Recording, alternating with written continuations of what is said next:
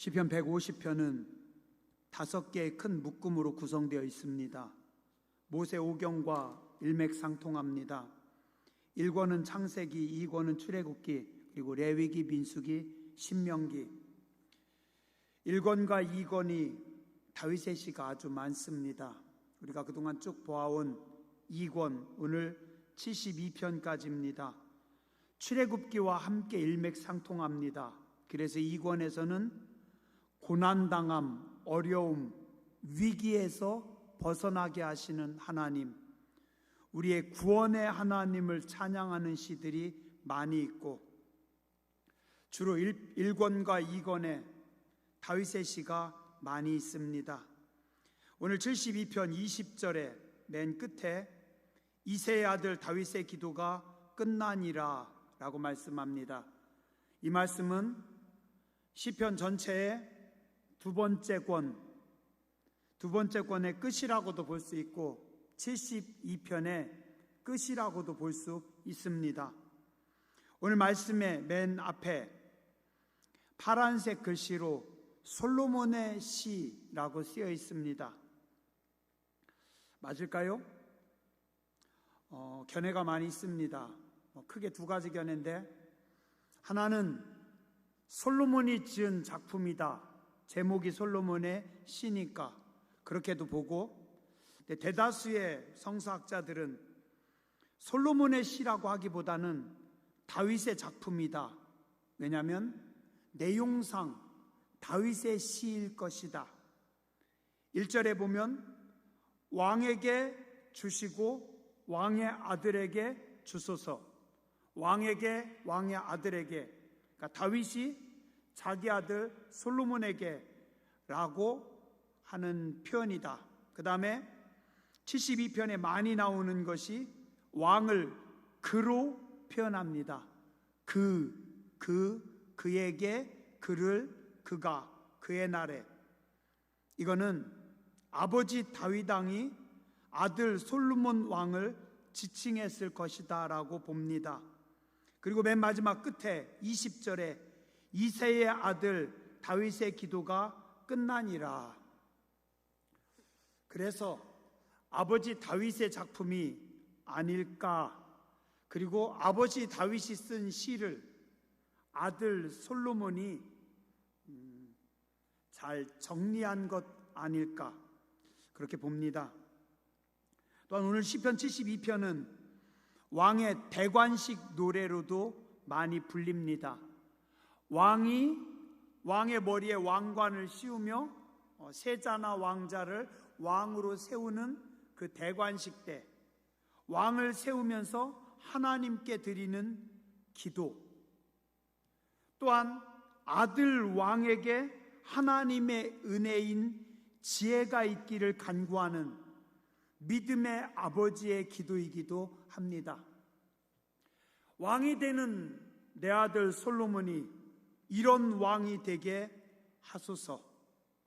그리고 또한 대관식 노래의 경우는 왕에게 부탁하는 노래이기도 합니다. 왕을 축복하며 왕을 위해 기도하고, 그리고 새롭게 되는 왕에게 부탁하는 것도 됩니다. 이런 왕이 되어야 합니다. 그래서 이스라엘의 통치 이념이기도 합니다. 또한 오늘 시편 72편에 말씀하는 위대한 왕, 중간에 이렇게 보면 능력 있고 권세 있고 영광 있고, 그러면서 낮은 자들, 약한 자들까지 다 살피는 최고로 탁월한 완벽한 왕이 나옵니다. 누구예요? 메시아이신 예수 그리스도를 의미하기도 합니다.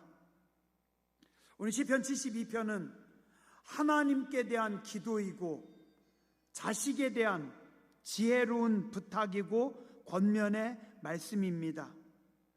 은혜로운 아버지가, 믿음이 좋은 아버지가 아들을 놓고 기도합니다. 하나님, 우리 아들에게 하나님의 판단력을, 즉 하늘의 지혜를 주옵시고 하나님의 공의를 주시옵소서. 하나님의 은혜를 사모하면서 동시에 그런 지혜롭고 공의로운 사람이 되라고 하는 권면의 말씀이기도 합니다. 또 이 말씀은 오늘 여러분의 기도 제목도 돼야 될 줄 믿습니다. 여러분의 자녀들은 누굽니까? 왕자 같은 자녀들입니다.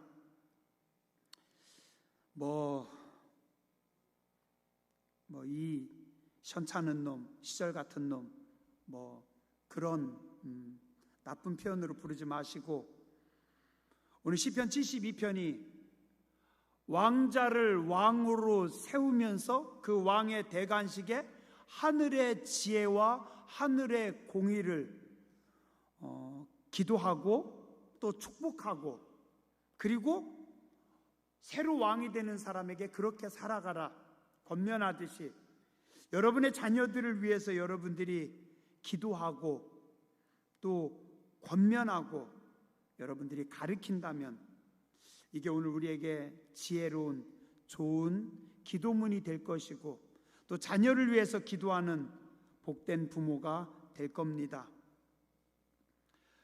어른들은 기도할 때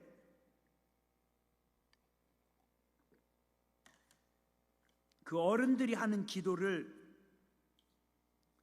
자녀들이나 젊은 사람들이 다 이해하지 못하는 경우가 많습니다. 그러나 자식들이 이해를 못해도, 젊은 사람들이 이해를 못해도 지혜로운 아버지나 어른들은 삶의 모든 경험과 풍부한 지혜가 들어 있습니다. 그래서 어른들의 한마디 한마디는 의미 없는 말이 아니라 오랜 성찰을 통한 깨달음과 삶의 정수를 전합니다. 저도 예전에는 몰랐는데 조금씩 나이가 들어가면서 그런 것 같아요. 생각을 많이 하게 되고 또 보게 되고, 성도님들도 그렇고 아이들도 그렇고 생각을 많이 하고 기도하다가 한마디 툭 던집니다. 때로는 슬며시 지나가는 듯 농담 비슷하게 한마디 툭 던져줍니다. 물론 자손들이 다 이해할까요? 이해 못하고 잔소리로 생각하고 넘어가는 경우도 있고, 이해하는 경우도 있고, 그들의 그릇의 크기와 현명함에 달려있겠죠. 인생의 아주 중요한 진리, 오늘 말씀 속에 아버지의 기도 속에 녹아져 있습니다. 우리 왜 그런 말 있죠?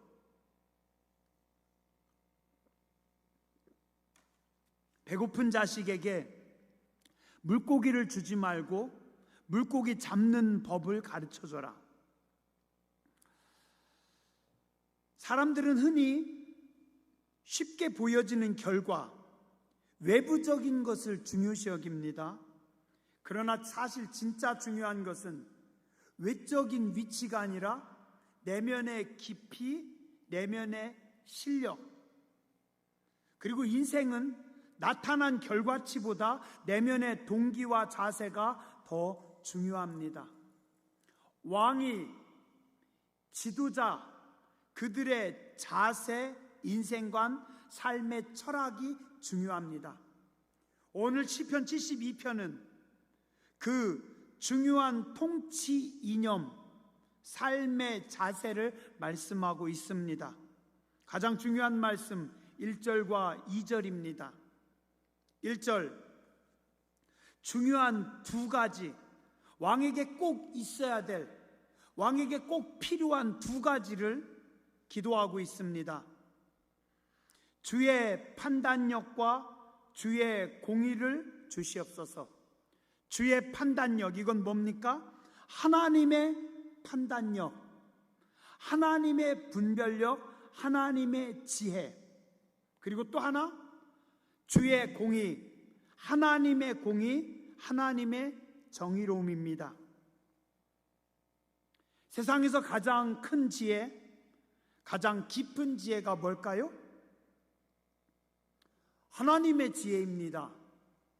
인간의 판단력이 아닌 하나님의 판단력입니다. 하나님이 주시는 하나님의 판단력. 종종 미련하고 아둔한 사람들을 보면 시편 2편이 떠오릅니다. 시편 2편에 이렇게 말씀합니다. 어찌하여 이방 나라들이 분노하며 민족들이 헛된 일을 꾸미는가? 세상의 군왕들이 나서며 관원들이 서로 꾀하여 여호와와 그의 기름 부음 받은 자를 대적하며 우리가 그들의 맨 것을 끊고 그의 결박을 벗어버리자 하는도다. 세상의 왕들이, 세상의 미련한 자들이 하나님을 대적하고 하나님의 기름 부음 받은 자를 대적하고 하나님이 결박을 끊고 벗어버리겠다. 그때 하늘에 계시니가 웃으시며 주께서 그들을 비웃으리로다. 세상의 군왕들, 세상에 권력 있는 자들, 세상에 똑똑한 척하는 자들, 그들은 똑똑하다라고 생각하면서 하나님을 대적하고 하나님의 기름 부음 받은 자를 대적하고 하나님의 일을 스스로 끊고자 하는데, 누가요? 하늘에 계시니가 웃으시며 주께서 그들을 비웃으시리로다. 하나님께서 하늘에서 보시고 비웃습니다. 시편 37편 12절과 13절에도 보면 악인이 의인치기를 꾀하고 그를 향하여 그의 일을 가는도다. 그러나 주께서 그를 비웃으시리니 그의 날이 다가옴을 보심이로다. 악인이 악을 꾀하고 그를 향하여 일을 갈 때 하나님께서 비웃으신다. 고린도전서 1장 25절에 말씀합니다. 하나님의 어리석음이 사람보다 지혜롭고 하나님의 약하심이 사람보다 강하니라. 자, 오늘 여러분들은 세상의 지혜, 땅의 지혜를 가지고 지혜롭게 살아가십니까? 아니면 하나님께서 주시는 하늘의 지혜를 가지고 살아가십니까? 오늘 나의 움직임과 나의 삶을 사람들이 보고 웃느냐, 사람들이 보고 평가하느냐는 중요하지 않아요. 하나님이 보시고 비웃거나 하나님이 보시고 불쾌하면은 문제가 큽니다. 그런데 하나님께서 보시고 그래, 고맙다, 혹은 하나님께서 내 마음에 든다라고 말씀하시면, 그러면 가장 지혜로운 삶을 살아가는 겁니다. 오늘 시편 72편은 왕에게 가장 중요한, 가장 필요한 것이 주의 판단력, 하나님의 판단력, 하나님의 지혜라고 말씀하고 있습니다. 저 앞쪽에 신명기 17장 18절과 19절에 보면 왕이 된 자가 해야 될 중요한 일을 말씀하고 있습니다. 그가 왕위에 오르거든 이 율법서의 등사본을 레위 사람 제사장 앞에서 책에 기록하여 평생에 자기 옆에 두고 읽어 그의 하나님 여호와 경외하기를 배우며 이 율법의 모든 말과 이 규례를 지켜 행할 것이라. 누구든지 이스라엘의 왕이 되면, 누구든지 지도자가 되면 어떻게 하라고요? 율법서의 등사본을, 율법을, 하나님의 말씀을 옮겨 적은 것. 요즘은 인쇄술이 발전해서 기계로 다 찍어내지만 예전엔 그런 거 없었어요. 어떻게 해요? 하나님의 말씀을 다 하나하나 옮겨 적는 겁니다. 이 말씀을 옮겨 적은 말씀을 레위 사람 제사장 앞에서 책에 기록하여, 왕이 제사장 앞에서 율법책을 놓고 성경의 말씀을 놓고 어떻게 하라고요? 그 말씀을 필사하라. 아니, 존엄한 왕이 굳이 왕이 펜을 들고 왕이 굳이 붓을 들고 글을 써야 되겠어요? 왕이 안 쓰고 신하들 시키면 되지. 그리고 이런 말씀은 제사장이 써야지. 근데 성경은 이렇게 말씀합니다. 레위 사람 제사장 앞에서 왕이 직접 성경을 기록하라. 그리고 평생에 자기 옆에 두고 읽어라. 무슨 말씀이에요? 왕으로 하여금 성경책을 놓고 이 성경을 필사라는 겁니다. 제사장 앞에서. 왕에게 이렇게 불편하게, 왕에게 이렇게 버르장머리 없게. 아닙니다. 왕이라 할지라도 하나님의 말씀을 존엄히 여기고, 그리고 그 말씀을 왕이 읽는 것만이 아니라 그 말씀을 왕의 손으로 직접 옮겨 적으라는 겁니다. 제일 글을 잘 이해하고 정독하고 내가 제일 그 글을 많이 습득할 수 있는 방법이 뭐예요? 옮겨 적는 겁니다. 그래서 시험 공부할 때 좀 공부를 좀 그냥 쉽게 하는 사람들은 그냥 보고 읽어요. 그런데 공부를 꼼꼼하게 잘하는 모범생들은 꼭 책을 옮겨 적든지 아니면 써머리 된 것을 자기 손으로 다시 적어요. 왜요? 적으면서 손으로, 눈으로, 머리로 기억합니다. 왕이 제사장 앞에서 성경을 옮겨 적는다라는 것은 그만큼 하나님의 말씀을 중요시 여기고 그 하나님의 말씀을 자기가 왕이 새기고 받아들여라. 평생에 자기 옆에 두고 읽어 그의 하나님 여호와 경외하기를 배우며 그 율법의 모든 말과 이 규례를 지켜 행할 것이라.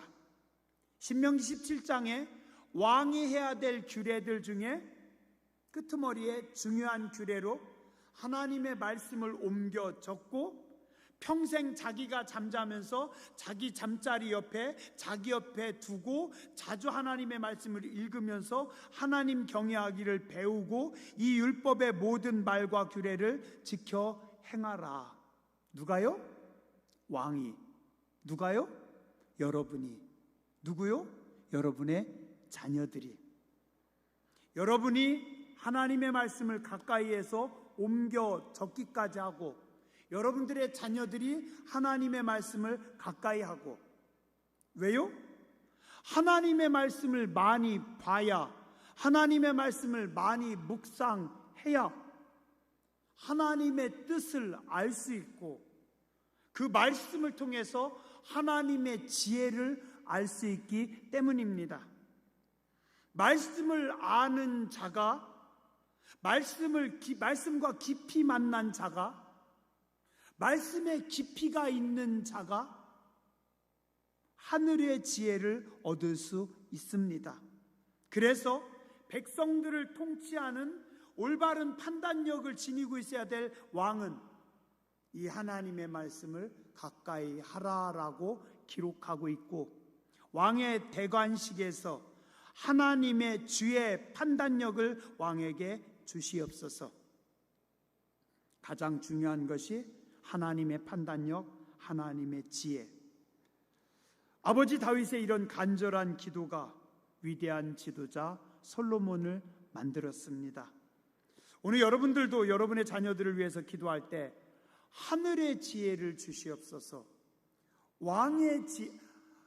하나님의 지혜를 주시옵소서. 여러분들이 그렇게 기도하시기 바랍니다. 두 번째 중요한 건 하나님의 공의, 정의입니다. 공의, 정의의 가장 중요한 것은 뭔지 아세요? 정의, 공의로움, 정의로움의 가장 중요한 것, 기준입니다. 기준. 잣대입니다. 잣대. 기준이 흐트러지지 않는 것, 기준이 바뀌지 않는 것, 치우치지 않는 것이 완전한 공의입니다. 어떤 분이 아주 의로워요. 어떤 재판관이 아주 공의로운 재판관이에요. 근데 기준이 틀려요. 나하고 친한 사람, 나하고 가까운 사람에게는 이 정도 잣대로 판단하고, 내 적, 나하고 먼 사람에게는 이 정도의 잣대로 판단하고, 그러면 그는 공의가 아닙니다. 그는 아무리 공의로운 척을 하고 아무리 율법전서를 다 드러내도 그는 불의입니다. 왜요? 잣대가 흐트러지니까. 기준이 흐트러지면 누군가에게는 불의가 되고 누군가에게는 억울한 것이 되게 되고, 차별이 없는 올바른 판단, 깨끗한 판단, 그 판단은 어디에서부터 옵니까?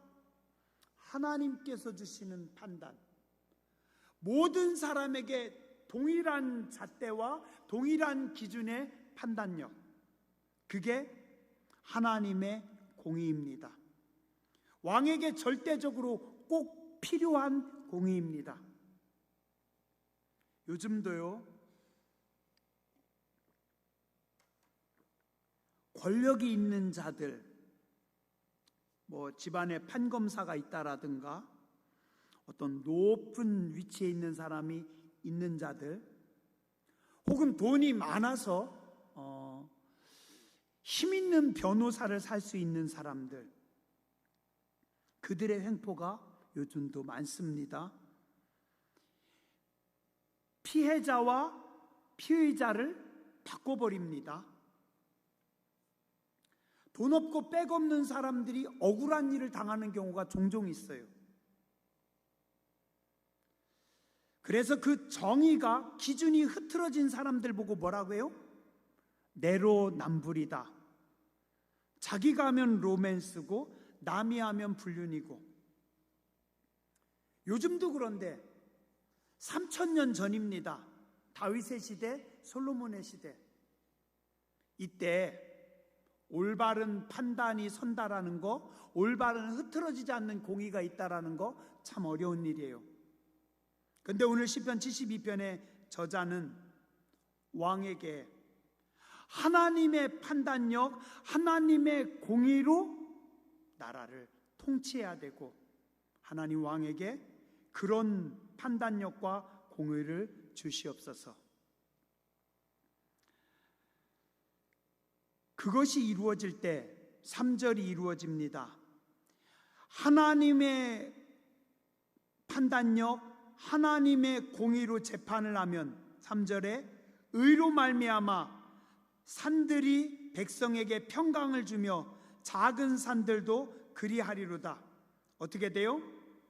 그 나라가 평강의 나라, 평화를 누리는 나라가 된다라는 겁니다. 혹시 여러분들 중에 솔로몬의 이름의 뜻이 뭔지 아시는 분 있으세요? 솔로몬, 그 뜻이 지혜일까요? 아닙니다. 솔로몬의 이름은 평강의 사람, 평화의 사람입니다. 평화를 주는 사람, 백성들을 평화롭게 하고 편안하게 하는 왕. 그러려면 두 가지가 절대적으로 필요합니다. 그 두 가지가 뭐예요? 하늘의 판단력, 하늘의 지혜, 그리고 하늘의 공의로움, 흐트러짐 없는, 치우침 없는 그런 올바른 공의로움. 그런 왕이 통치할 때 그 나라에 평강이 있다. 솔로몬에게만 주시는 것이 아니라 오늘 우리 모두에게 필요합니다.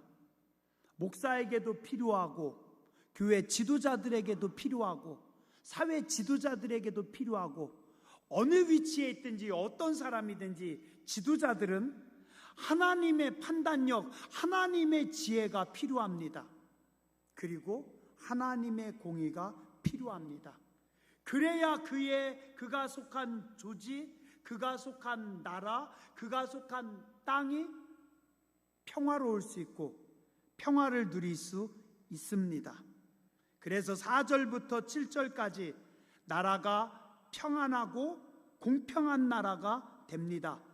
가난한 백성의 억울함을 풀어주고 궁핍한 자의 자손을 구원하고 압제하는 자를 꺾고 그들이 해가 있을 동안에도 주를 두려워하며 달이 있을 때에도 대대로 그러하다. 백성들이 국민들이 낮에나 밤에나 공의롭고 그가 벤 풀 위에 내리는 비같이 땅을 적시는 소낙비같이 내리리니. 제가 오늘 오후에 아내하고 잠깐 저기 산에 올라갔어요. 산에 가서 보니까 재밌더라고요. 참 좋더라고요. 산 꼭대기에 소나무들이 기둥이 이렇게 젖었어요. 그 밑에 우리 솔거리라고 하죠. 거기가 촉촉하게 젖었더라고요. 보면서 참 좋았어요. 하나님께서 단비를 주셔서 이렇게 목마른 나무들에게 물을 주시는구나. 공평하더라고요. 산 꼭대기에도 빗물이 와서 적셔주고 논 한가운데도 빗물이 떨어져서 적셔주고 논두렁의 콩에게도 깨에게도 똑같이 이 비라고 하는 것은 가림이 없이 똑같이 다 적십니다. 다 적셔요. 그죠? 자, 왕이 지혜롭고 왕이 복되면 왕의 공의와 사랑이 6절입니다. 벤 풀 위에 내리는 비같이 땅을 적시는 소낙비같이 왕의 은혜가 왕의 통치가 모든 곳에 쫙 다 공평하게 미친다. 좋은 나라겠죠. 그죠? 좋은 나라입니다. 7절 그의 날에 의인이 흥왕하여 평강의 풍성함이 달이 닿을 때까지 이르리로다. 누가요? 의인들, 착한 사람들, 선한 사람들이 흥왕하고 평화가 있는 나라. 완전한 나라죠. 그죠? 참 좋은 나라.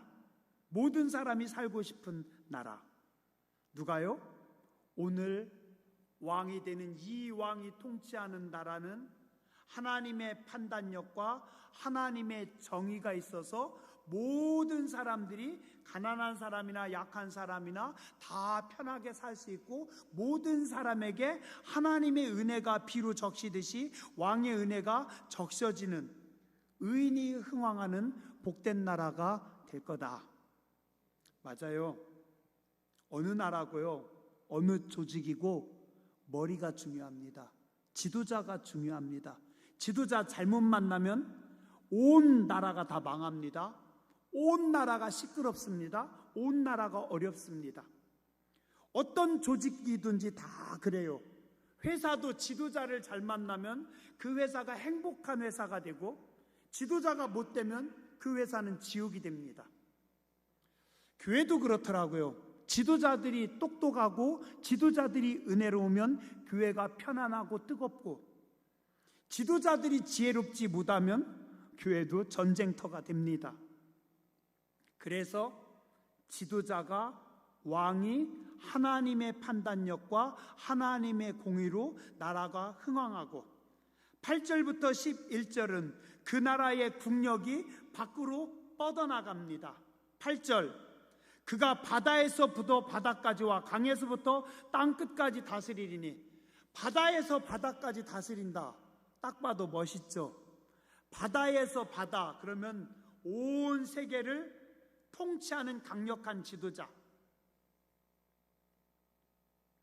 땅끝까지 다스리고 광야에 사는 자. 광야는 먹고 살기 힘든 땅입니다. 그러나 그 땅에 사는 사람도 굽히고 그의 원수들은 티끌을 핥게 되고 다시스의 섬의 왕들이 조공을 바치고 다시스가 어디냐면은 이스라엘에서 서쪽으로 대략 100km 한 3,000km 지금 세계지도 이렇게 놓고 보면은 저쪽 끝에 스페인 지역 그러니까 그 먼 지역 이곳에서부터 무역선이 오가면서 엄청나게 많은 부가 이동합니다. 그러니까 이것은 뭐냐면 무역을 통해서 왕의 나라가 경제력이 쫙 올라간다. 그러니까 이 지혜로운 왕의 통치로 인해서 나라가 안으로는 편안하고 밖으로는 국력이 세계로 뻗어나가고, 그리고 무역을 통해서 다시스에 있는 사람들이 조공을 바치고 저 멀리 있는 사람들이 와서 숙이는,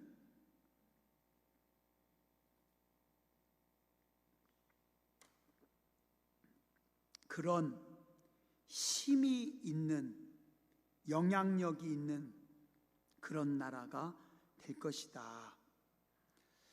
멋있죠? 하나님 말씀은 참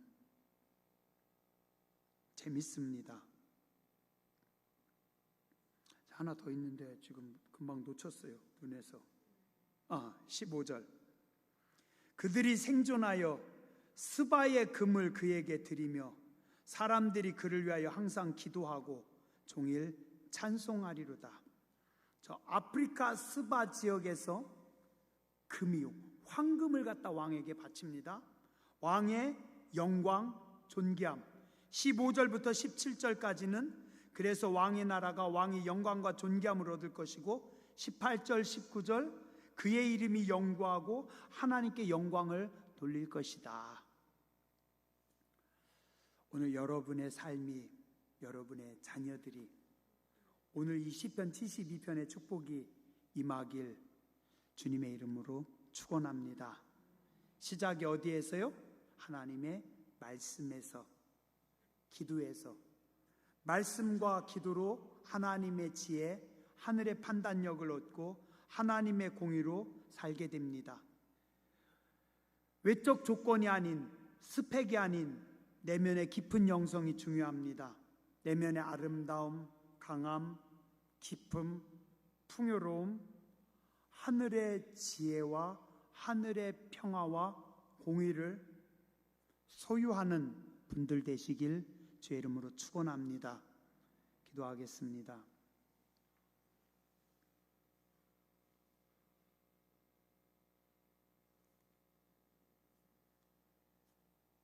자비하신 하나님, 오늘 저희들 왕같은 제사장이라고 했는데 이름만 왕같은 제사장이 아니라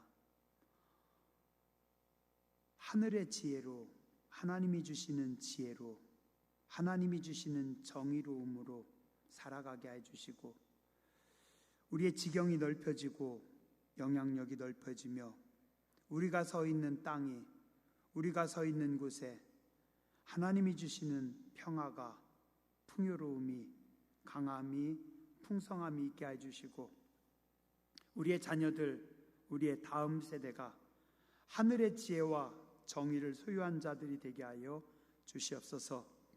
이 나라의 정치 지도자들이 하늘의 지혜와 올바른 정의를 가지고 살아가게 하여 주시옵소서. 이 땅의 종교 지도자들이, 신앙인들이 하늘의 판단력과 하늘의 공의로 살아가게 하여 주시옵소서.